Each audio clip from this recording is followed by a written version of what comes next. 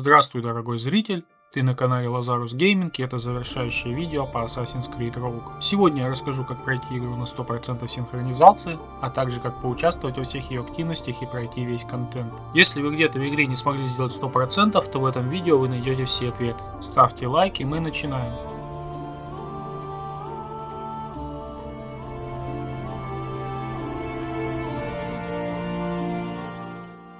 Чтобы добиться синхронизации на 100% в прогрессе, вам нужно пройти перечисленные далее задания со 100% синхронизацией, а именно 7 сюжетных последовательностей, прохождение есть на канале, 12 перехватов заданий, это контракты на убийство, но наоборот, вам надо защитить цель. Последний контракт в Нью-Йорке появится после выполнения всех остальных, 4 легендарных морских сражения, прохождение тоже есть на канале, 15 заданий охотника, где вам за время надо убить определенное количество животных. Далее вам надо собрать все коллекции, а именно сундуки, шанти, фрагменты анимуса, карты сокровищ, чертежи и новые предметы, такие как письма с фронта, пещерная живопись и процветание, которое увеличивает доход денег и ресурсов с объектов недвижимости и захвата. Иными словами, вам надо закрасить все места в голубой цвет на карте. Также вам надо вручную подплывать к островам и собирать все сундуки и фрагменты анимуса. Открыть 10 таверн, открыть 60 точек обзора, собрать 15 обломков меча викинга, захватить 10 бандитских убежищ, видео как это сделать в стелсе есть на канале, захватить 6 фортов, собрать 7 тотемов, собрать 24 карты сокровищ и улучшить все здания в количестве 39 штук, освободить 8 поселений и выкопать 24 реликвии тамплиера с карт сокровищ. В игре есть дополнительный контент DLC, это локация Фор де Сабле, входящая в делюкс-версию издания игры или в предзаказ. В этой локации содержится 4 набора предметов. Это наборы командующего, исследователя, офицера и охотника. Все вместе называется набор наследия тамплиера. Без данного набора у вас не получится собрать все оружие и костюмы в игре, а также весь доступный внешний вид корабля.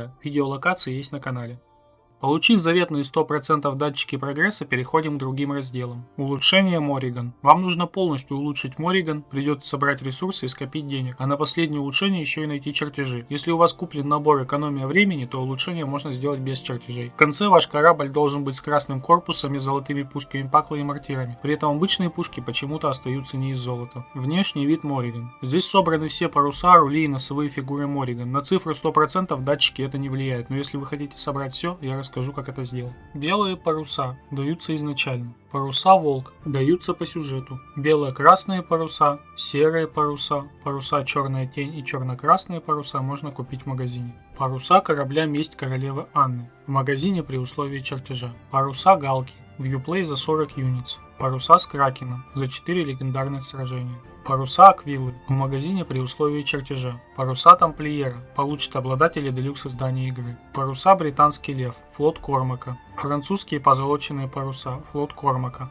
Особые паруса можно купить в магазине. Паруса морехода, офицерские паруса и паруса исследователя будут у обладателей делюкс издания. Носовая фигура Морриган дается изначально. Носовая фигура Волк дается по сюжету. Носовая фигура Черная Тень, Русалка, Череп Гарпии, Эксперта Кредо и Сокол покупаются в магазине. Носовая фигура Кракен за 4 легендарных сражения. Носовая фигура Галки в Uplay за 40 юнитс. Носовая фигура Черной Бороды в магазине при условии чертежа. Носовая фигура Мореплаватель, делюкс издания. Носовая фигура Авелина, флот Кормака. Носовые фигуры Исследователь и Командующий, обладатели делюкс издания. Носовая фигура Британский Лев, флот Кормака. Носовая фигура Аквилы в магазине при условии чертежа. Штурвал Морриган изначально. Штурвал Волк по сюжету. Штурвал Черная Тень, штурвал из слоновой кости, штурвал из черного дерева и штурвал Джеймса Кука можно купить в магазине. Офицерский штурвал, делюкс издание. Золотой африканский штурвал, флот Кормака. Штурвал Тамплиера, делюкс издание. Штурвал морехода, делюкс издание. Особый штурвал покупается в магазине. Штурвал Британский Лев, флот Кормака. Штурвал Галки в Uplay за 40 юнитс. Штурвал Кракен за 4 легендарных сражения. Штурвал Аквилы в магазине при условии чертежа. Штурвал Черной Бороды в магазине при условии чертежа. Далее идут улучшения Шея. Сразу скажу, что собрать 100% в прогрессе Шея можно и без делюкс контента. Но при этом вещи делюкс контента тоже дают проценты в прогресс. Но больше 100% все равно получить нельзя. Если вы хотите, чтобы у вас были заполнены все полки в арсенале, вам нужно делюкс издание. Клинки. Всего 24, 5 из которых делюкс. Французский палаш дается изначально. Пиратские скимитары. Колониальные американские палаши. Британские палаши. палаши капера, шотландский палаш, полусабля, охотничий нож, полусабля английской пехоты и офицерский короткий меч можно купить в магазине. Полуторный меч выдается по сюжету. Меч губернатора за улучшение всех зданий. Охотничьи сабли за 15 заданий по охоте. Меч викингов за сбор 15 обломков меча викинга. Адмиральский меч, флот Кормака. Испанская сабля, флот Кормака. Сабля Альтаира, лучшее оружие в игре. За выполнение всех миссий флота Кормака у вас на стене появится картина с обозначенным крестом местом. Это антикости, вам надо прибыть туда и выкопать оружие Альтаира.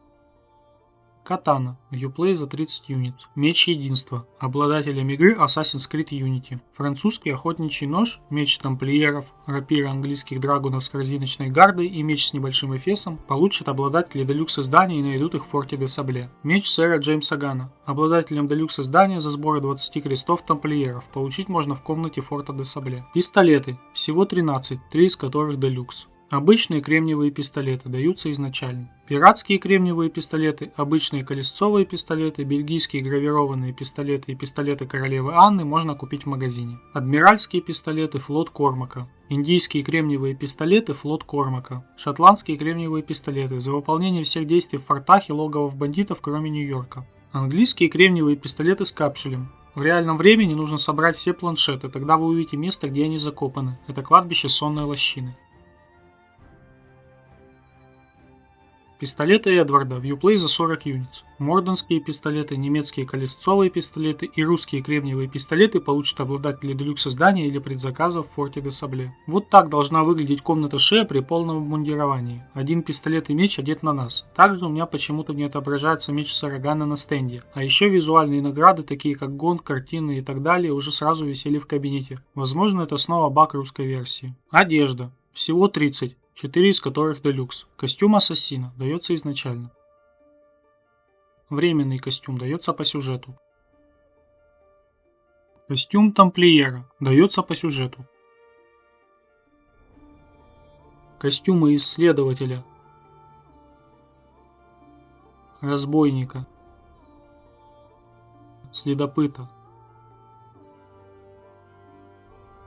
стрелка, капитана и темный костюм ассасинов можно купить в магазине.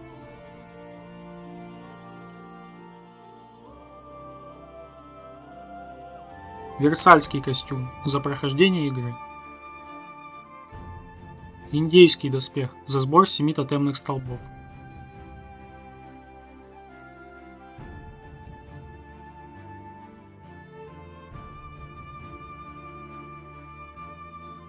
Доспех тамплиера 11 века за сбор всех печатей тамплиеров с карт сокровищ. Вам надо прийти в локацию кораблекрушения Сапфир, там вы найдете дверь, за которой будет данный костюм. Тамплиер-телохранитель за 12 перехватов заданий. Доспехи викинга за сбор 15 обломков мечей викинга.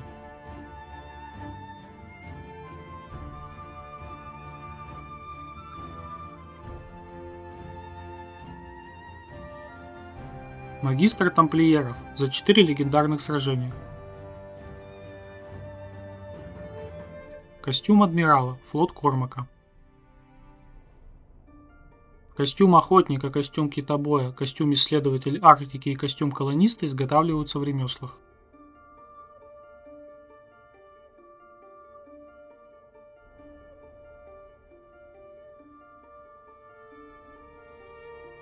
Костюм убийцы ассасинов. Вьюплей за 20 юнит. В этом костюме маска одета по умолчанию, в ней Шей не боится ядовитых бомб. Одеяние Альтаира. За наличие одной игры предыдущих частей.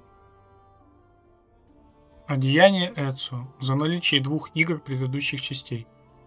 Костюм Конора. За наличие 3 игр предыдущих частей. Костюм Эдварда за наличие 4 игр предыдущих частей. Игры, участвующие в разблокировке данных костюмов: Assassin's Creed 2, Brotherhood, Revelations, Assassin's Creed 3, Liberation и Black Flag. Костюм Арно, обладателем Assassin's Creed Unity. Маскировочный костюм тамплиера, костюм офицера, костюм командира, обладателем делюкс издания в форте де Сабле.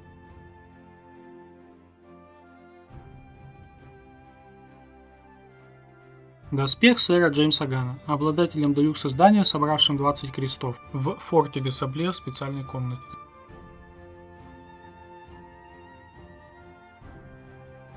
Ремесла. Тут все очень просто. Во время странств вы соберете все, что нужно.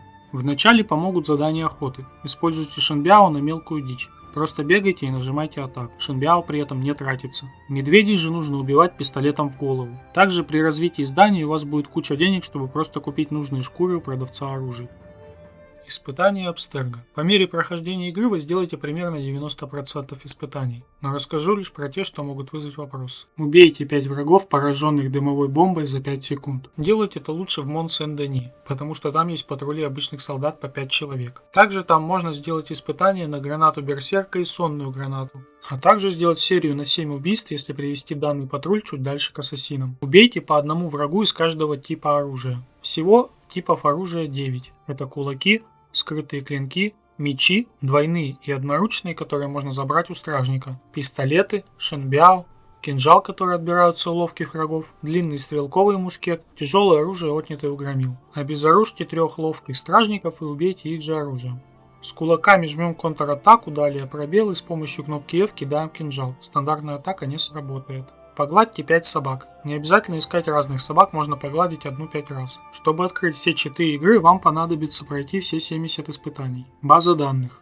Не все записи влияют на прогресс, так как я получил 100% и еще после продолжал получать записи.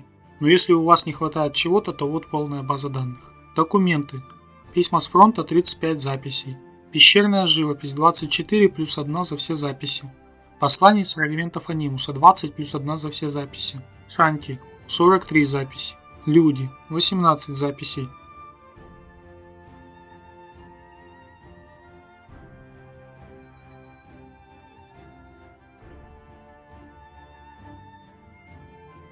Корабли 10 записей.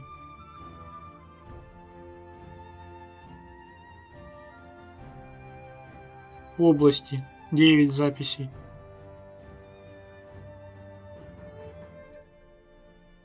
Достопримечательности 12 записей. Типы кораблей 8 записей.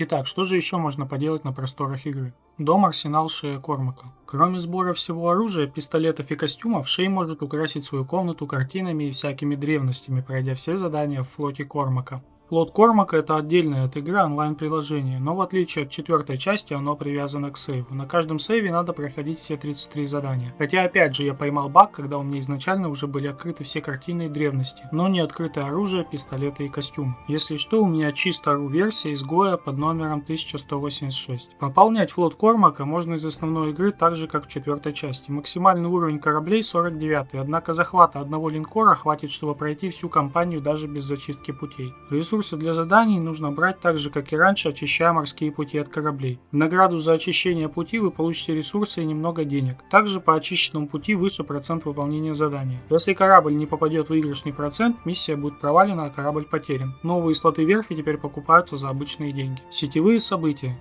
В игре осталось всего одно сетевое событие, отмеченное сине-голубым знаком. Это морские конвои с улучшенной денежной наградой. В настоящее время можно восстановить 20 компьютеров, собрать 20 планшетов, чтобы получить доступ к пистолетам в анимусе и собрать всю базу данных. Достижения. Как обычно, в игре есть куча достижений. Расскажу лишь про те, что могут вызвать вопрос. Осмотрительность. Убить 30 следопытов.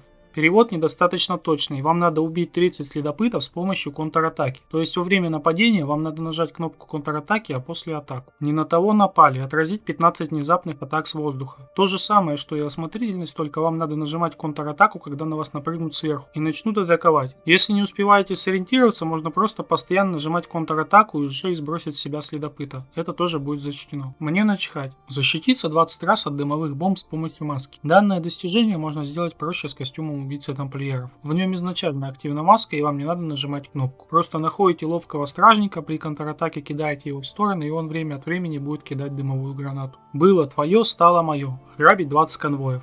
В счет идут как обычные, так и королевские. Проще всего получать их местонахождение в тавернах Северной Атлантики. Но если больше никто не дает инфу, есть такой способ. Нужно переместиться на Антикости и открыть карту. Увидите рядом 3 корабля, один из которых эскорт. Убиваем его и перемещаемся подальше от Антикости. Потом повторяем перемещение на Антикости, и корабль снова будет там. Большая охота, превозмогание, машина для убийства и поставщик. Нужно делать только с одним активным читом, иначе не будет зачтено. Выносливость — это чит под названием «Пощады не будет». Тут тоже кривой перевод. Прогресс можно отслеживать в базе данных, статистика разная. Также там можно увидеть прогресс по следопытам, защите от дымовых бомб, конвоям и так далее. За свободу. Освободить 300 военнопленных. Нововведение из Крика Свободы. Лично я сделал это, пока проходил игру на 100%, но многие говорят, что респ у кораблей очень долгий. Поэтому если увидите знак кулака на карте, не упускайте возможность сделать достижение раньше. Стрелять по кораблю с военнопленными нежелательно, иначе их станет меньше 100 и вам придется уже 4 и более раз искать конвой. Невидимка. Преодолеть заставу незамеченным. Тут имеется в виду ограбить склад в полном стелсе. Интересности. Если в начале игры зайти в дом Ахиллеса и попробовать зайти в тайную комнату, ничего не получится.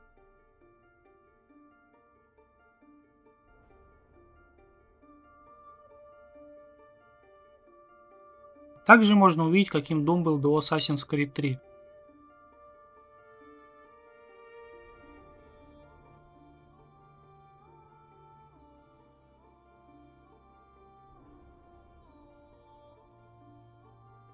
В одной из таверн поется знакомая нам песня из концовки «Черного флага».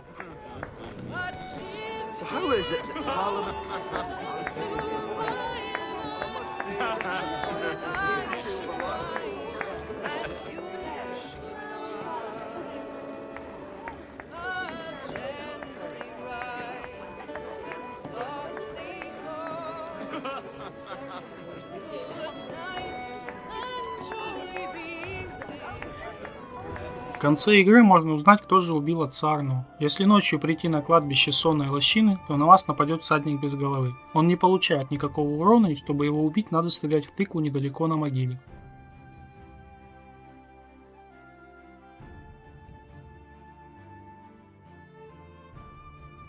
Также в настоящем времени можно найти фигурку принца Персии, а также плакаты проекта Феникс, которые упоминаются в следующих играх. Также в этой части очень много лора, связывающей части игры. Также вы все помните Оливье Гарно из прошлой части, но никто не знает, куда он пропал. И ранее я уже говорил, что вселенную Watch Dogs связали с вселенной Assassin's Creed в настоящем времени в 4-й части. Так вот, Watch Dogs Эйден Пирс убивает его в Чикаго, куда тот и уехал по сюжету. Задание называется Request at Apache, что переводится как «Покойся с миром». На самом деле это просто пасхалка, и миры не связаны. В самом Watch Dogs тоже есть отсылки на ассасина при взломе одной из квартир. Также в шкафу директора можно найти меч Альтаира. А еще у агента Дакосты можно заметить значок Авелины. И ведь они обе смуглые. Что бы это могло значить? На прохождении всего этого я потратил почти 26 часов чистого игрового времени и могу на 100% утверждать, что прошел игру на все 100%. Напишите в комментарии, сколько времени это заняло у вас и с какими трудностями вы столкнулись. А на этом все. С вами был Лазарус. До новых встреч.